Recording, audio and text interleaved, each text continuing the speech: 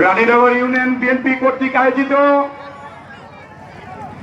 আজকের বিশাল কর্মী সমাবেশে উপস্থিত রয়েছেন উত্তরবঙ্গের কৃতি সন্তান, পাবনা ২ নির্বাচনী এলাকার কোন মানুষের প্রিয় নেতা,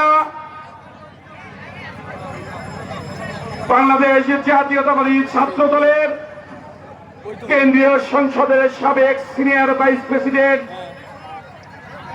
ময়মনসিংহ কৃষি বিশ্ববিদ্যালয়ের